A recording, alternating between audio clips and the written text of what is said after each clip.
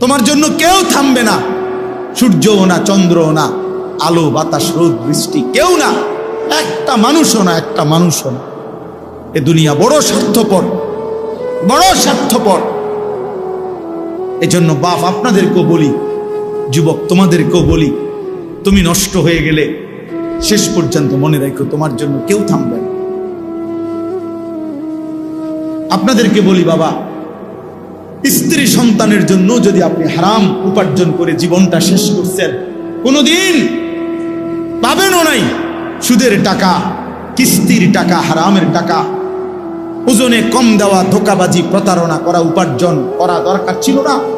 আমনের কলজার মধ্যে শয়তানে বসায় দিছে যে বউ বাচ্চার লাগে এগুলা করতেছ, করো না রে বাপ, খোদার কসম এরা মনে রাখবে না, এরা মনে রাখবে না, এরা কোনোদিন বলবে না, এরা মনে রাখবে। দুপুর বেলা জানাজা হইছে, আসরের পরে জানাজা হইছে, কানছে 2 ঘন্টা 4 ঘন্টা, জি পুত নাতি নাতনি স্ত্রী সন্তান। ওই দিনকেই এশার নামাজের পরে দেখা যাবে এরা সবাই পাশের বাড়ির থেকে ভাত তরকারি রান্না আনছে, এরা খানা খাইতেছে, এরা গোশত খায়, মাছ খায়, ডাল খায়, সবই খাইতেছে। এরা না কাঁদছে অনেক, ওই কাঁদছে আর কি। এজন্য আমি নিজেকে বরবাদ করে, আমার কবর, আমার আখিরাতকে নষ্ট করে আমি আমার স্ত্রী সন্তানকে হারাম খাওয়াইতে হবে, খোদার কসম এটা কোনো মুমিন করতে পারে, কোনো মুমিন করতে পারে। আমার ছেলে কোনোদিন 1 ওয়াক্ত ফজরের নামাজ পড়বে না, আর এমন জানোয়ারের জন্য আমি কামাই করুম, কমপক্ষে আমি আনিস এমন বেকুব না। তার লগে আমার আগে বোঝাপড়া করা দরকার। তুই মুসলমানের বাচ্চা কিনা আগে এটা বল, তুই ইমানদারের সন্তান কিনা বল বেটা। যদি তুই মুসলমানের বাচ্চা হস, আমি তোর জন্য মাথার ঘাম পায়ে ফেলে কামাই করমু, আমার এই কষ্টের উপার্জনের কিনা ফ্যান, খাট, পালং, সোফা, ফার্নিচার, বাজার সদাই, আর তুই বেঈমান সারা রাত মোবাইলে নারী দেখবি, ছবি দেখবি, কোনোদিন ফজরের নামাজ পড়বি না। এমন জানোয়ারের জন্যই আমি কামাই করলাম না, এমন হাইওয়ানের জন্য কামাই করতে বলছে কে? যার কপালে সেজদা নাই অত মানুষ না। কেউ আমরা থাকবো না, রাজপ্রাসাদের ওই অট্টালিকায়ও মরে যাবে, জীর্ণ কুঠিরে কুড়ে ঘরে যে মরে যাবে, জীবনে যে কোনো দিন দুঃখ দেখে নাই সেও মরে যাবে, জীবনে যে কোনো দিন সুখ দেখে নাই সেও মরে যাবে, সেও মরে, চাইলেও মরে যাবে, না চাইলেও মরে যাবে। হসপিটালের আইসিইউর ভিতর থেকেও মালাকুল মৌত নিয়ে আসে, লন্ডন আর থেকে, থাইল্যান্ড থেকেও হসপিটাল থেকে বাংলাদেশের রুগীরে মৃত্যু দিয়ে দেয়। এই জন্য বন্ধু আমার, বাপ আমার, অনেক ছেলে আছো তোমরা কোনোভাবেই বুঝতে চাও না, কোনোভাবেই না, তোমাদের শাহওয়াত তোমাদেরকে বুঝাইতে চায় না, কোনোভাবেই তোমরা বুঝতে চাও না যে এই মোবাইল, এই নারী, এই ছবি, তোমাদের বন্ধুদের এই আড্ডা, এটা তোমার ভালো করে না। এই কথাটা অনেক ছেলে আছে এত পাষাণ, এত পাষাণ যে তার কলিজাটা এইভাবে আটকাইয়া ফেলছে, এই নাফরমানিটা বুঝেই না, বুঝতে কোনো কিছুতে তার ঘাড় নোয়ানো যায় না, সেজদা দেয়। হায় হায় রে বাপ, মুসলমানের বাচ্চা এত বড় শক্ত হওয়া, এত পাষাণ হওয়া, এটা তো একটা জানোয়ারের স্বভাব না। জানোয়ারও তো এত কঠিন হয় না, হাইওয়ান জানোয়ার, কুকুর বিড়ালও এত নিকৃষ্ট হয় না। আমি রীতিমতো হুজুর আমার জিন্দিগি যদি কেউ, আমার মন চায় মাঝে মধ্যে যে মানে এটা গবেষণা করি, মানে পিএইচডি করি এটার উপরে, যে একটা মুসলমানের বাচ্চা 365 দিনের 1 বছরে কোনো দিন ফজরের নামাজ পড়ে না, এটা কিভাবে সম্ভব? আমার এটা মন চায় যে এটার উপরে একটা কি করি, বিশ্বাস করুন, মানে এটা কিভাবে, মানে এই কেমন মানুষের বাচ্চা, এই জানোয়ার, এত বড় জানোয়ার কেমনে হইল, আরে তে এত বড় শক্ত হারামি হইল কেমনে? আমার এটা মাথার ধরে না বিশ্বাস। বহুদিন আমি কতজনের কাছে কথা বলছি যে ভাই আমার এটা বুঝে ধরে না, আমি এটা বুঝিয়ে না কথা, এটা আরে কি রে কয়, এটা কি ধরনের মুসলমান, এটা কি জানোয়ার?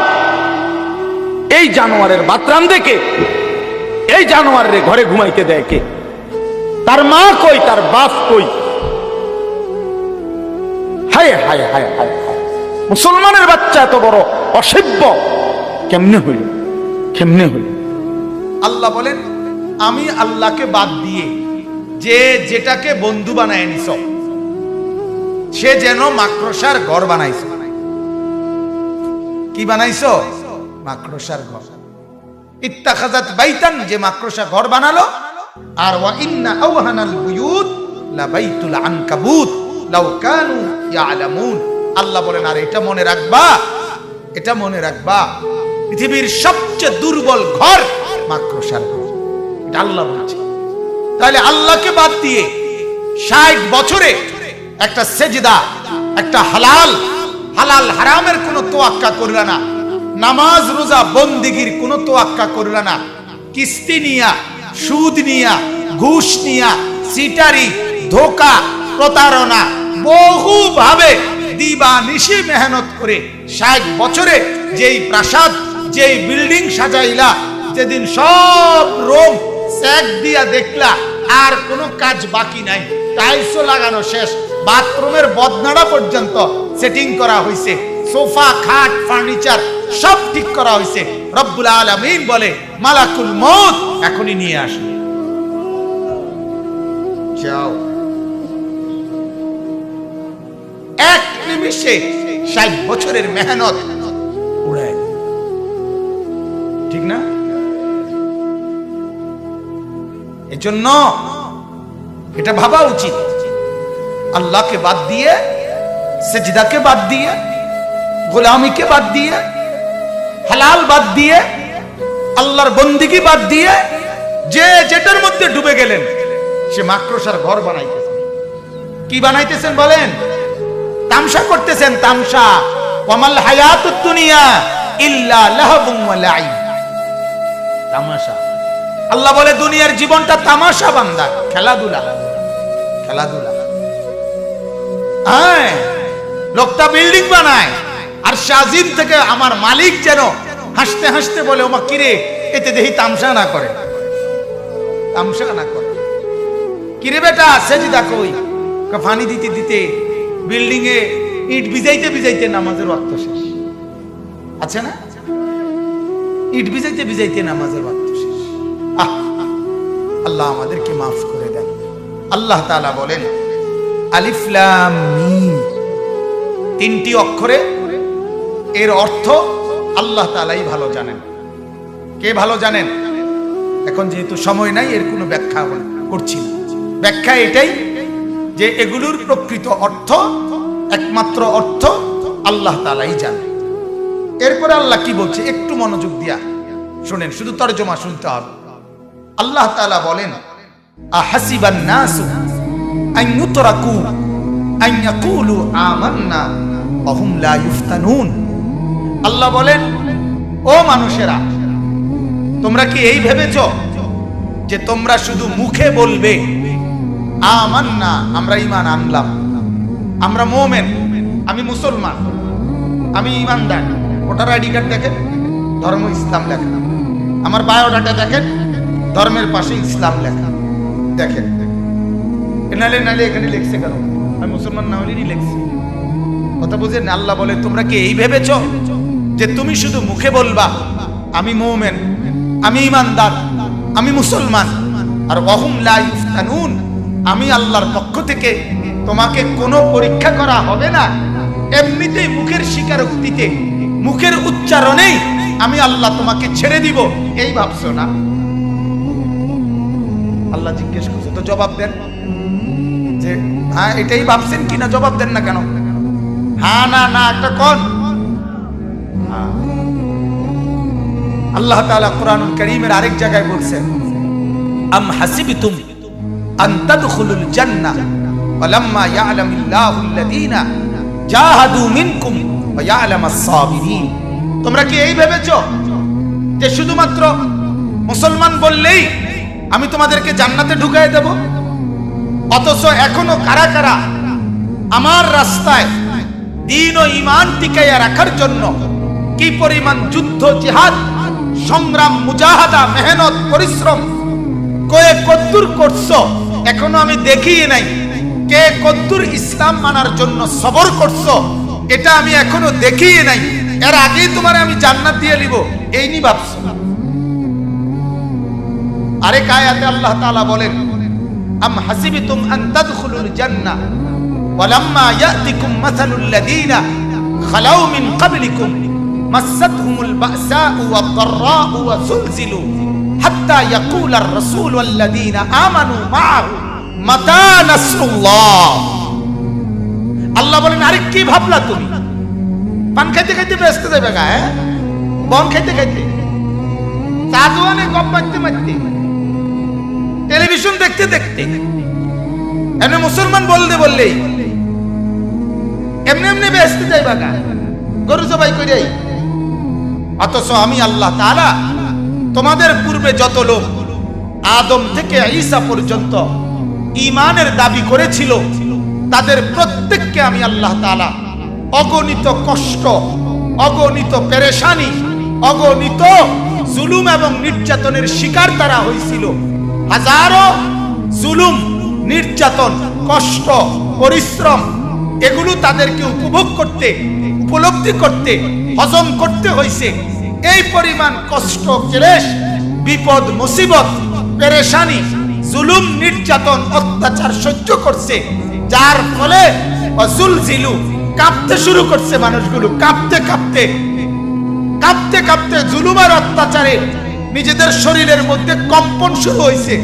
আর শেষ পর্যন্ত কি পরিমাণ নির্যাতন হইলে আল্লাহ বলে রসুল ওই জামানার নবী এবং নবীর সাথে ঈমানদার বান্দারা আল্লাহর কাছে হাত তুলে বলছে, আল্লাহ আর কতক্ষণ সহ্য করলে আপনার সাহায্য আসবে?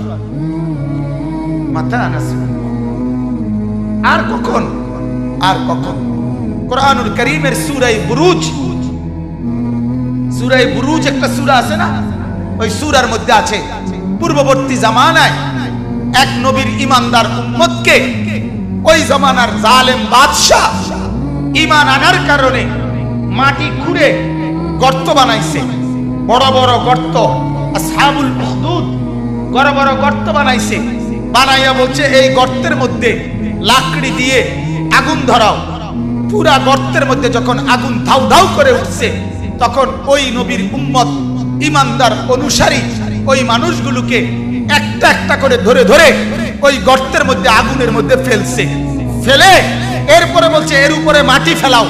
এরপরে মাটি ফেলাইয়া বলছে এর উপরে তোমরা লাফায়া লাফায়া নাইচা নাইচা এদেরকে দাফন করো। কুতিলা আসহাবুল উখদুদ আন-নারি যাতিল ওয়াকুদ। পড়ে দেখে আল্লাহ তাআলা বলে, এখনো কি সহ্য করছো?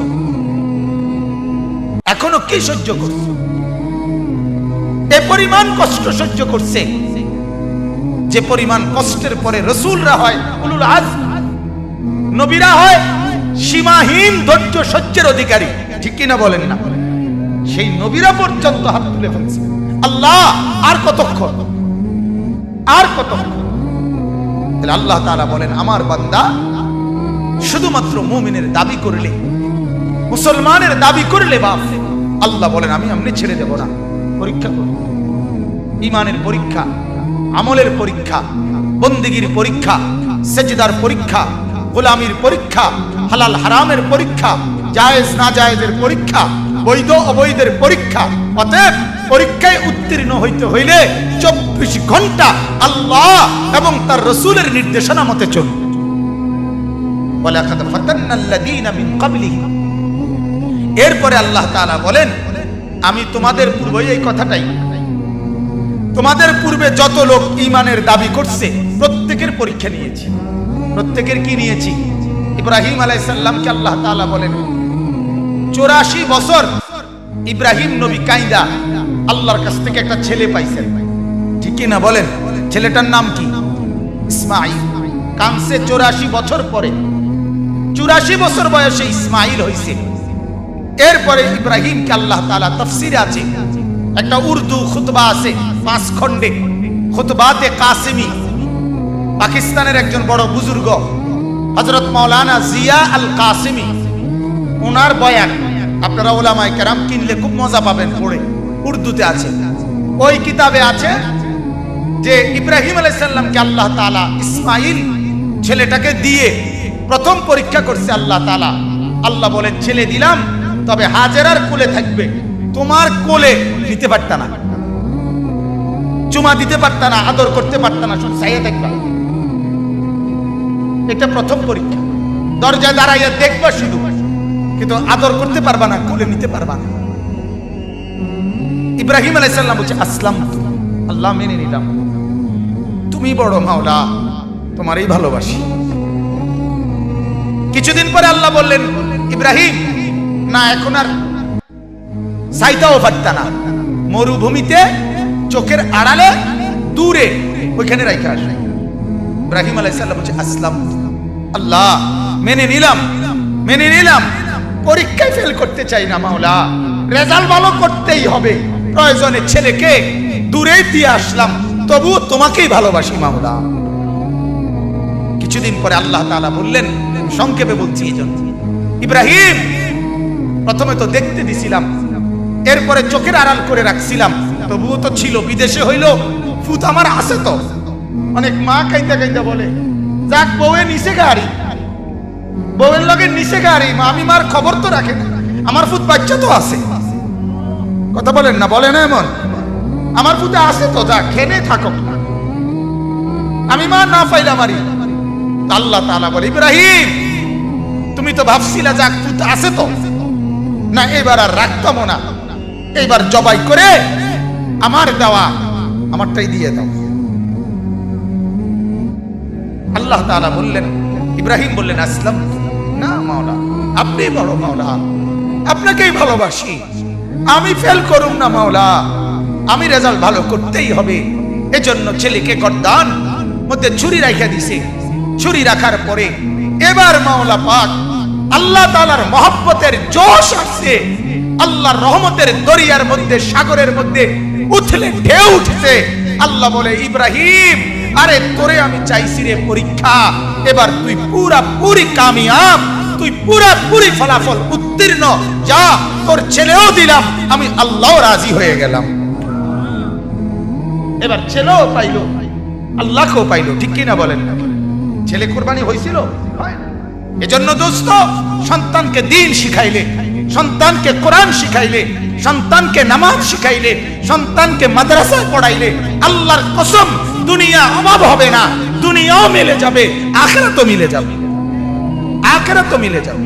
এজন্য অনুরোধ, মুসলমান যতজন বসছেন একজনও তার একটা সন্তানকে বঞ্চিত করিয়েন, কোরআন থেকে বঞ্চিত করিয়েন না, দ্বীন থেকে বঞ্চিত করিয়েন না।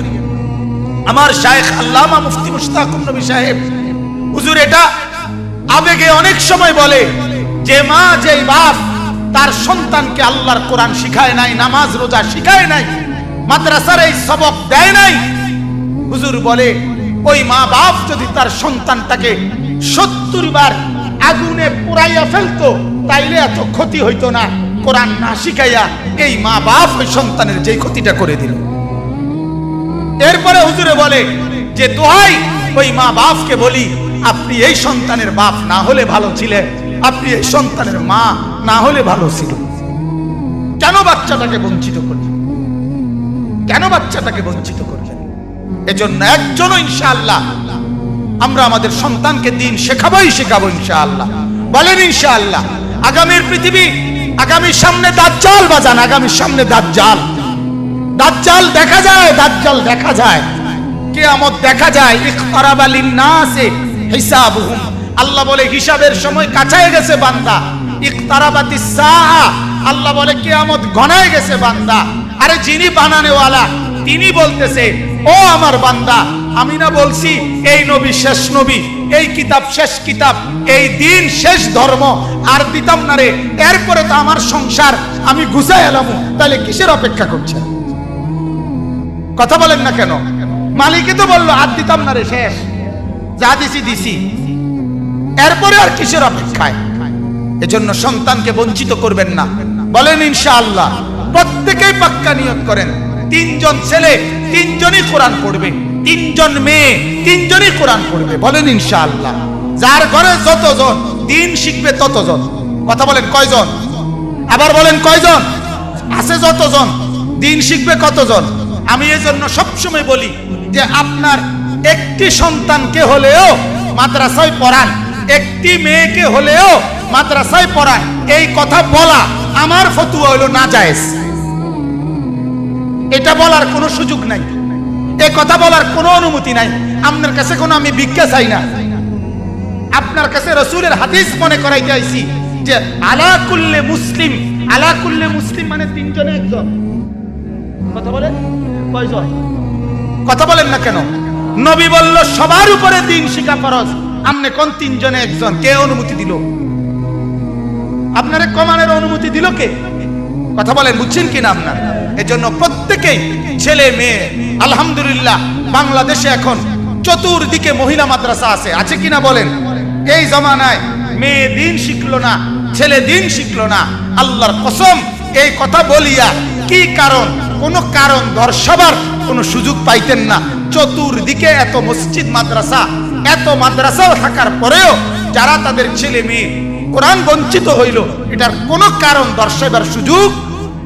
এজন্য কোরআনে আছে নাফরমান যখন জাহান্নামী আল্লাহকে বলবে ক্বালু রব্বানা গালাবাত আলাইনা শিকওয়াতুনা, আল্লাহ আমার কপাল মন্দ, এই কারণে আমি দিন মানতে পারছি না। ওয়া কুন্না কওমান দাল্লিন, আল্লাহ আমি গোমরা ছিলাম, এই কারণে মানতে পারছি না। আল্লাহ বলেন ক্বালা খসাউ ফিহা, না না বেঈমান, জাহান্নামের আগুনে মুখ থুবড়ে জাহান্নামের আযাব ভোগ কর। ওয়ালা তুকাল্লিমুন, আর কোনো কথা বলবি না, একটা শব্দ। জাহান্নামে পড়ার পরেও মানে জাহান্নামের আযাব নিক্ষিপ্ত হওয়ার পরেও কিছুক্ষণ কথা বলবে। এর শেষ যখন এই কথাটা বলবে রব্বানা আখরিজনা, আল্লাহ আমারে এই জাহান্নাম থেকে উদ্ধার করেন, ফা ইন উদনা ফা ইন্না যালিমুন, যদি আরাওয়ার করি তাইলে আমি বড় পাপী। আল্লাহ বলেন না, তুই ডুবে মর, তুই এখানে জাহান্নামের আযাব ভোগ কর। ওয়ালা তুকাল্লিমুন, আর কথা বলবি না, আর একটা শব্দ বলবি না। আল্লাহর কসম আমি নিজে তাফসীরে মারিফুল কোরআনের মধ্যে পড়ছি, আল্লাহ যখন বলবে এই জাহান্নামী আর কোনো কথা বলতে পারবি না, সাথে সাথে জাহান্নামের আযাবে জাহান্নামীর গলার আওয়াজ, কথার শব্দ বন্ধ হয়ে যাবে। এরপরে আর কোনো শব্দ জাহান্নামী উচ্চারণ করতে পারবে না। আরো জঘন্য কথা আছে, তাফসীরে মারিফুল কোরআন লিখছে এরপরে জাহান্নামী কুত্তার মতো ঘেউ ঘেউ করে, কুকুরের মতো শুধু ঘেউ, ওইটা আছে। বিশ্বাস করে জাহান্নামী আর কোনো কথাই বলতে পারে না। ওয়ালা তুকাল্লিমুন, আল্লাহ বলবে আর কোনো কথা নাই, কোনো কথা নাই, চুপ। আল্লাহ আমারে মাফ করে দেন। আল্লাহ তাআলা শেষ, আল্লাহ তাআলা বলেন আমি পরীক্ষা করে দেখব, ফালিয়ালামান্নাল্লাহুল্লাযীনা সাদাকু ওয়ালিয়ালামান্নাল কাযিবিন। আল্লাহ বলেন আমি পরীক্ষা করে ঈমানদার বাছাই করব, সত্যবাদী আর মিথ্যাবাদী। ঈমানের দাবি করো, মুখে বিড়ি, মিথ্যাবাদী। ঈমানের দাবি করো, ফজরের নামাজের সেজদা দাও না, মিথ্যক তুই বেটা। ঈমানের দাবি করো, সুদ খাও, মিথ্যক তুই বেটা। কি বলে? মিথ্যক না। আল্লাহ বলেন আমি ঈমানের দাবিতে পরীক্ষা করে এরপরে সত্যবাদী আর মিথ্যাবাদী বাছাই করব। সর্বশেষ আল্লাহ বলেন আম হাসিবাল্লাযীনা ইয়ামালুনাস সাইয়্যাতি আন নাসবিকুনা। আল্লাহ তাআলা বলছে ও তোমরা যারা গুনাহ করছো, নাফরমানি করছো, পাপ করছো, মোবাইলে ছবি দেখছো, উলঙ্গ নাচ দেখছো, একটা সেজদার খবর নাই, একটা নামাজের খবর নাই, দোকানে বসে বসে চা দোকানদারের নামাজ পড়ার টাইম নাই, মুদি দোকানদারের নামাজ পড়ার টাইম নাই, দেড়বুড়ে সিএনজি অটো ড্রাইভার তারও সেজদা করার টাইম নাই, বুট বেচে তারও নামাজ পড়ার টাইম নাই, বাদাম বেচে তারও নামাজ পড়ার টাইম নাই। আল্লাহ তাআলা বলেন ওই নাফরমান তুই কি ভাবছো? আইনাসবিকুনা, তুই আমার চাইতে আগায় গেছো না? আমি তোরে দেখতাম না, না আমি তোরে কিছু করতে দিতাম না, এটা ভাবছো না? আইনাসবিকুনা, তুমি ভাবছো তুমি আমারে ডিঙ্গাইয়ে গেছো না, আমার রেঞ্জের বাইরে চলে গেছো না? আমার আয়ত্তের বাইরে চলে গেছো। না না, আমার আয়ত্তের বাইরে যাও নাই। সা আমা ইয়াহকুমুন, তুমি যে মনে মনে ফয়সালা করছো, আল্লাহ দেখে না, আল্লাহ ধরে না, আল্লাহ তাআলা মাতে না। আল্লাহ বলেন না, এটা ভুল, এটা ভুল। তুমি অচিরেই কবরে আসলে দেখবা আমার আযাব কত ভয়ঙ্কর। ওয়ালামু আন্নাল্লাহা শাদীদুল ইকাব, মনে রাখবা আমার আযাব বড় ভয়ঙ্কর। বলেন নাউযুবিল্লাহ। সর্বশেষ আয়াত 5 নম্বর আয়াত, আল্লাহ তাআলা খুশখবর দিছে নেককারদেরকেও। তোমরা যারা নেককার, সেজদা করে করে, জিকির করে করে, সকাল সন্ধ্যায় রাত গভীরে, তাহাজ্জুদে আওয়াবিনে, তাসবিহে জিকিরে আমি মাওলাকে ডাকতে ডাকতে এই আশায় বন্দিগি করছো যে আমার সাক্ষাৎ পাইবা। মান কানা ইয়ারজু লিকা আল্লাহ, আমার মোলাকাত, আমার দিদারের আশা করে করে যারা বন্দিগি করছো, আল্লাহ বলেন ফা ইন্না আজালাল্লাহি লাআতিন, আমি আল্লাহ মালাকুল মউত নামে একজন ফেরেশতা মৃত্যু করে দেওয়ার জন্য তোমার কাছে পৌঁছাবো। সে তোমারে মৃত্যু নামক একটা নেয়ামত উপভোগ করাইয়া আমার কাছে নিয়ে আসবে। ফা ইন্না আজালাল্লাহি লাআতিন, আমার আল্লাহর পক্ষ থেকে তোমার মৃত্যু মালাকুল মউত আসবে, লাআতিন আসবে তোমার কাছে, এসে মৃত্যুর শরাব, মৃত্যুর এক পেয়ালা, মৃত্যুর একটুকু শরাব, মৃত্যুর একটু চুমুক তোমারে ভোগ করাইয়া আমার কাছে নিয়ে আসবে। ওয়াহুয়াস সামিউল আলিম, আল্লাহ তাআলা বলেন যে আমি আল্লাহ সবকিছু শুনছি, সবকিছু জানি। ঠিক কি না বলেন? অতএব তুমি অপেক্ষা করো, আমি শুনতেছি, আমি জানি। তুমি ডাকতে থাকো, সেজদা দিতে থাকো, গোলামি করতে থাকো, হালাল খাইতে থাকো, সুখে থাকো আর দুঃখে থাকো, আমি মাওলাকে ডাকতে থাকো। এই কয়দিন পরে আজরাইল পাঠাবো, তোমারে আমার কাছে নিয়ে আসবে। এজন্য হাদিসে আছে, আল্লাহর নবী সাল্লাল্লাহু আলাইহি সাল্লাম, এটাই আমার শেষ কথা, আল্লাহর নবী সাল্লাল্লাহু আলাইহি সাল্লাম হাদিসে আছে, নেককারের সামনে নবীজি বলে মালাকুল মউত আজরাইল আয়েশা অত্যন্ত সুন্দর আকৃতিতে দাঁড়ায়, খুব চমৎকার সুদর্শন আকৃতিতে দাঁড়িয়ে মালাকুল মউত আল্লাহর প্রিয় বান্দা নেককার বান্দাকে বলে যে থাকবেন আর কিছুদিন, কেন দুনিয়ায় থাকবেন? আল্লাহর নেক বান্দা তখন চোখের পানি ফেলে বলে, কি কইলা মালাকুল মউত, থাকবো কেন রে? সকাল দুপুর রাত নিশিতে চোখের পানি ফেলে ফেলে যে মাওলারে ডাকি, কখনো সুবহানাল্লাহ, কখনো আলহামদুলিল্লাহ, কখনো আল্লাহু আকবার, কখনো লা ইলাহা ইল্লাল্লাহ, কখনো আস্তাগফিরুল্লাহ, কখনো দুরূদ শরীফ, এই যে বহুবার বহুভাবে ডাকি, পাগল দেখেই তো ডাকি, আমি বেচাইন দেখেই তো ডাকি। এজন্য সকালেও ডাকি, দুপুরেও ডাকি, বিকালেও ডাকি, সন্ধ্যায়ও ডাকি, রাতেও ডাকি, তাহাজ্জুদেও ডাকি, সারা দিন যে মাওলাকে ডাকি তার কাছে যাওয়ার জন্যই তো ডাকি। তুমি আইও না, দেখে না যাইতারি না, তোমার লাগে না বইয়া রইছি, তুমি আসো নাই দেখে না যাইতে পারি না বেটা। তুমি আইসা আবার আমার না নিয়ে যাবা কেন? আমি এখনই যাব। তখন মালাকুল মউত বলে, তো চলেন, আপনার মাওলার কাছেই চলেন। এই জন্য ছেলেরা ভাবতে শিখো। এক একজনের চুলের পেখম দেখলে মনে হয় যেন হ্যাঁ তার কোনো আল্লাহ খোদা নাই, স্বয়ং সম্পূর্ণ। এক একজনের চলাফেরার ঢংঢুং দেখলে মনে হয় তারে ধরুন না কেউ নেই। লাফানের তাফালিং দেখলে, লাফানের চলাফেরার কথাবার্তার স্টাইল দেখলে মনে হয় অহংকার। আমার শরীর ভালো, সুস্থ সবল, আমার আব্বার টাকা আছে, আমার যখন মন চায় আমি আব্বুর থেকে টাকা নিই, যখন মন চায় আমি মোবাইল টিপতেছি, আব্বু কিছু বলে না, আম্মু কিছু বলে না, সারা রাত মোবাইলে নারী দেখে, ছবি দেখে, যখন যা মন চায় তাই করে, মন চাইলে খায়, মন চাইলে না খায়। বাহ বাবা, মনে করছে পৃথিবীর কেউ যেহেতু কিছু বলে না, এভাবেই জীবন চলবে। না রে দোস্ত, সুখের জীবনও শেষ হয়, দুঃখের জীবনও শেষ হয়।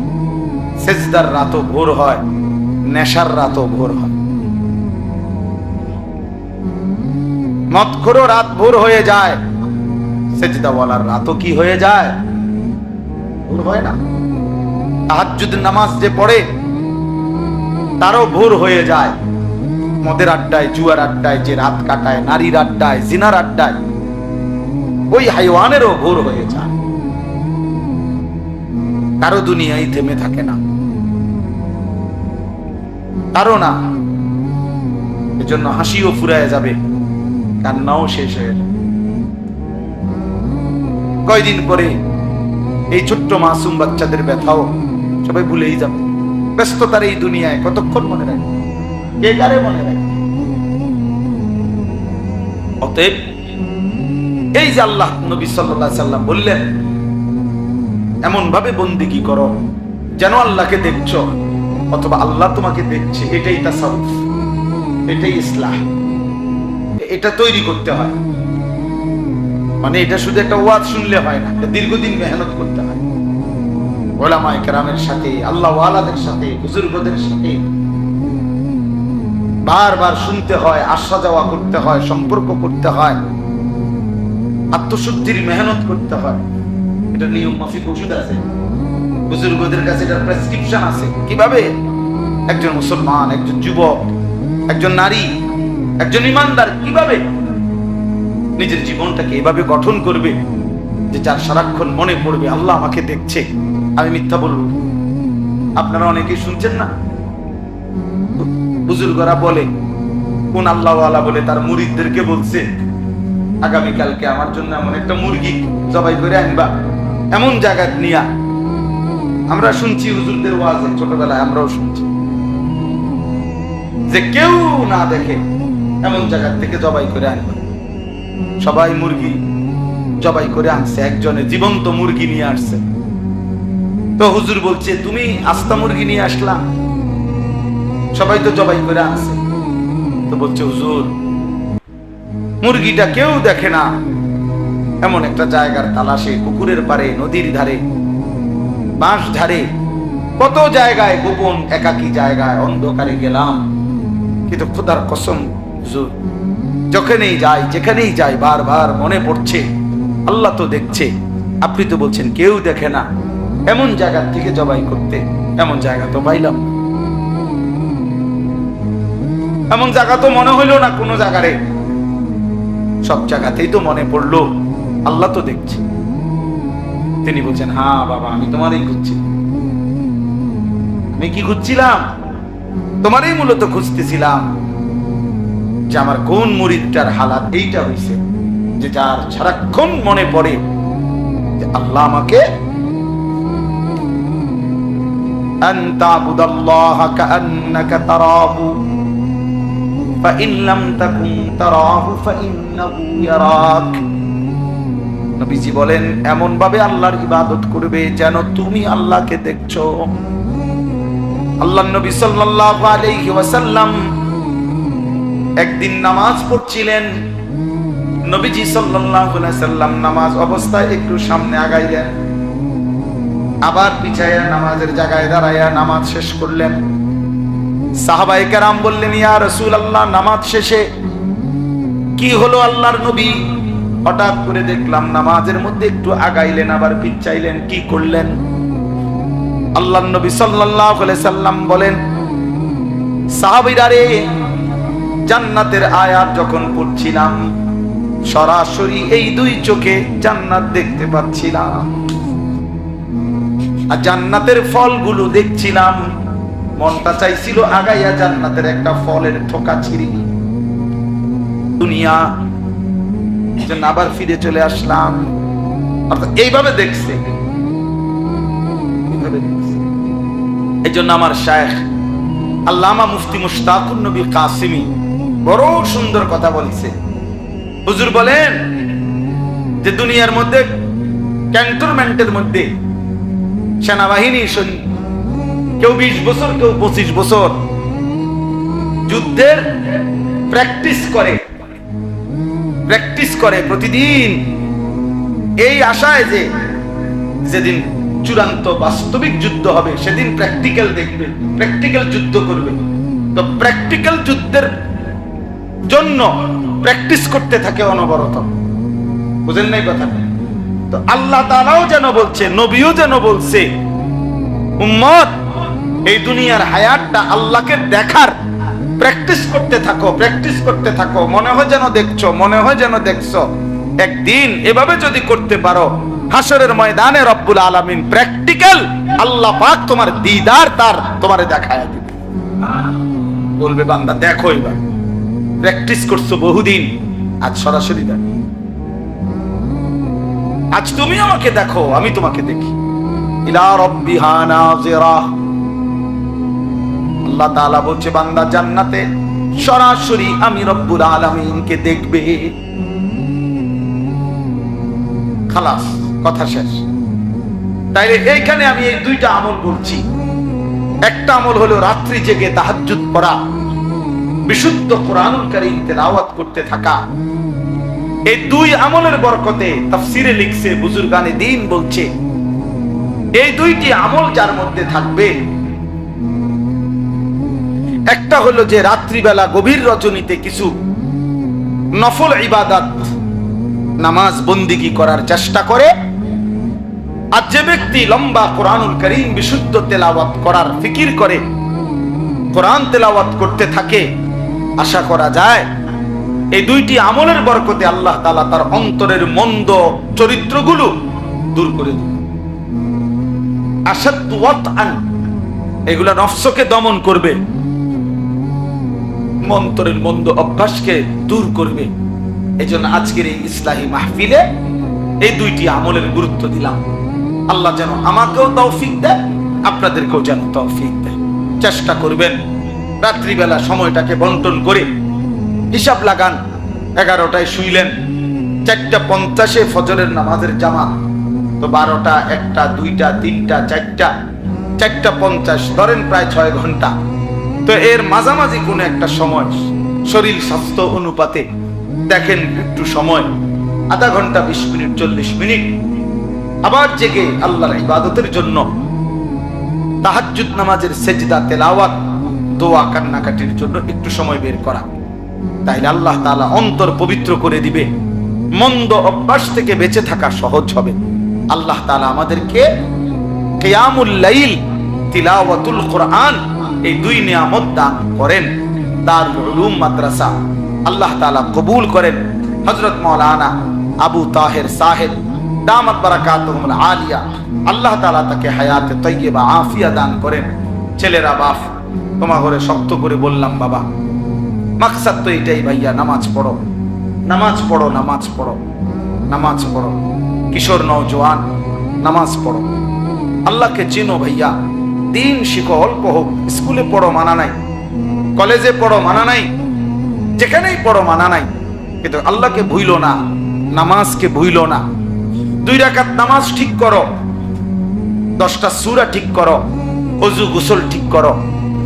কিছু বয়স্ক লোক আছে এমন গোয়ার, যে মানে বুঝে যে ওনার সূরা অশুদ্ধ, দোয়া কালাম অশুদ্ধ, কিন্তু দুনিয়া কোন কথা দিয়া ওনাগরে এটা বুঝানো যায়। কোন ইবলিস ওনাগো কলিজার ভিতরে বুঝাই দিচ্ছে যে অসুবিধা নেই, আল্লাহ ভরসা, এই যে এরম ভরিয়ে এরম, এটা অন্য কেউ বুঝাই দিচ্ছে তার কলজে, যে মাইতো না যে হুজুরা কই বই, আল্লাহ ভরসা। এখন আল্লাহ বলছে কিনা আপনারা বলেন, যে আল্লাহ যদি বলে, আপনারা শুনছেন যে আল্লাহ বলছে যে বান্দা তুমি ভুলের উপরে, মিথ্যার উপরে, ভুলের উপরে মৃত্যু পর্যন্ত থাকো, আমি ভরসা, এটা আল্লাহ বলছি। তো তো আমাদের কে ভরসা দিল? আপনার এই ভরসাটা দিল কি? আফসুসের ব্যাপার, আফসুসের ব্যাপার। 60 বছর 50 বছর হয়ে গেছে, এই কথাটুকু বোঝে না যে আমার সূরা, আমার কেরাত, আমার দোয়া, আমার তাসবিহ, আমার আত্তাহিয়াতু, আমার দুরূদ শরীফ, আমার দোয়া। ও ছেলেরা, হয়তো এখন ঢুকো, পরে যে সময় একটা পোটলা দিব ওই সময় ঢুকো না। আসো, এখন আসো, পরে আর কাউরে ঢুকতে দেওয়া হবে না।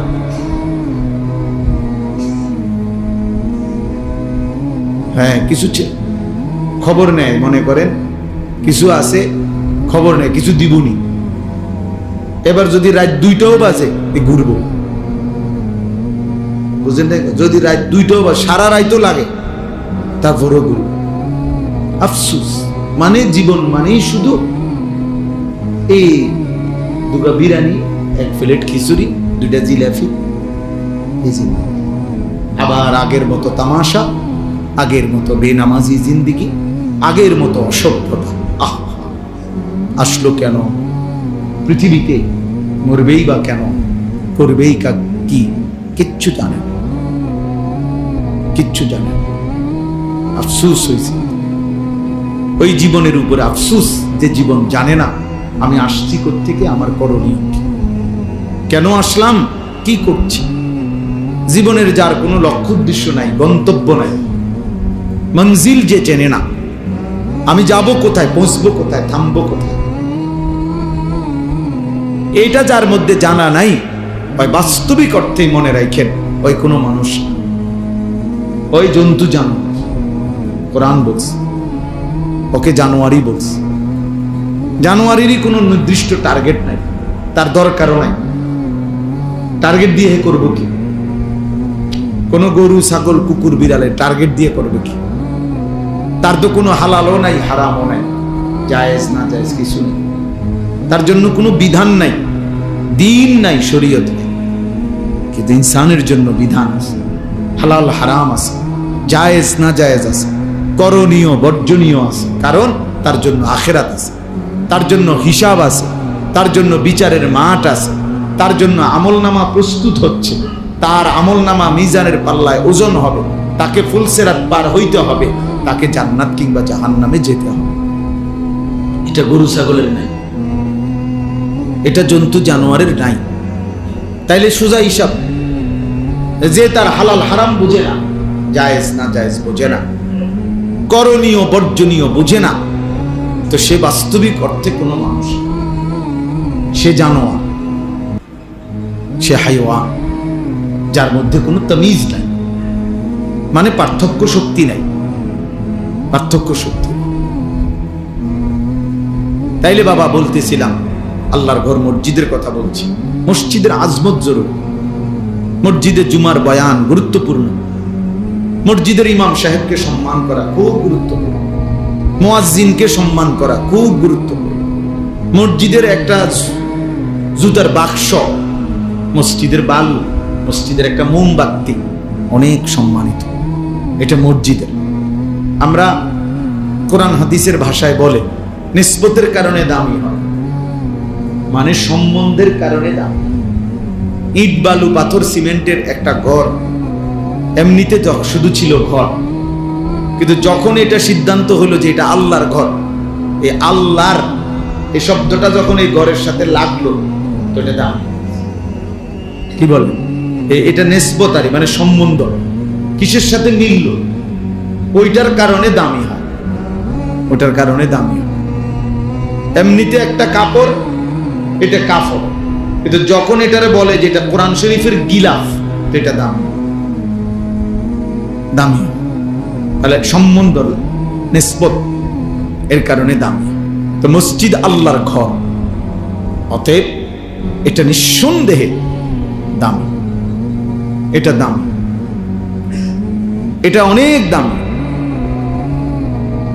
আমরা এই জন্য ইনশাআল্লাহ মসজিদের জন্য সবার কাছে অনুরোধ, মসজিদে নামাজ পড়া, জামাতকে ঠিক মতো আদায় করা, মসজিদে আন্তরিকতা রাখা, ভালোবাসা, এটা যেন সবার মধ্যেই থাকে। এই পদ পদবী, মূল্যায়ন অবমূল্যায়ন এর কোনো বিষয় নেই।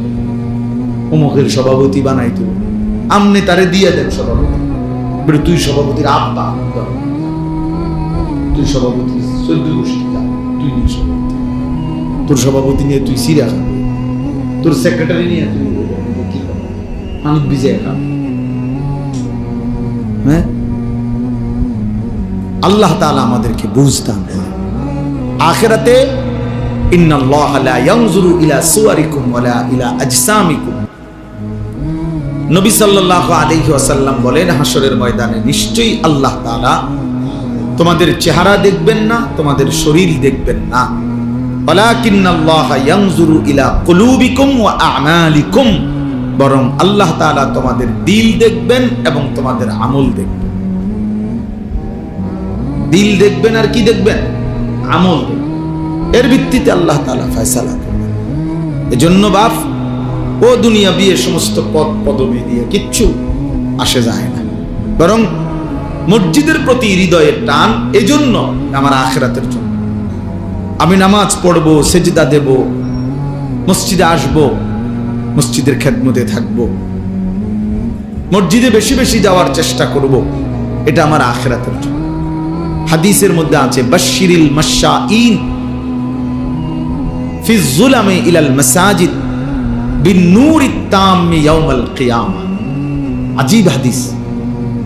নবী সাল্লাল্লাহু আলাইহি সাল্লাম বলছে, অন্ধকারের মধ্যে, মানে এশার নামাজ এবং ফজরের নামাজ, অন্ধকারের মধ্যে যারা বেশি বেশি মসজিদে গমন করে, হে নবী, কিয়ামতের দিন ফুলসিরাতের গোড়ায় তাদের জন্য পরিপূর্ণ আলোর সুসংবাদ দান করে। বিন-নূরিত তাম, পূর্ণ আলো। মানে হাদিসের মধ্যে আছে ফুলসিরাত 30,000 বছরের রাস্তা, যেটা সকলকেই পার হইতে হবে। ওয়া ইম মিনকুম ইল্লা ওয়ারিদুহা, আল্লাহ তাআলা কোরআনে বলছে এমন কেউ হবে না যাকে এটা পার হতে হবে, সে নবী হোক, সে ওলি হোক, আর সে কাফের হোক, মানে অনুগত অবাধ্য, সকলকে এটার উপরে কি করতে হবে? পার হইতে হবে, পার হইতে হবে। তো এই 30,000 বছরের রাস্তার যে ফুলসিরাত, এটা নবী সাল্লাল্লাহু আলাইহি সাল্লাম বলছে এটা অন্ধকার থাকবে, একেবারে অমাবস্যার ঘুটঘুটে অন্ধকার।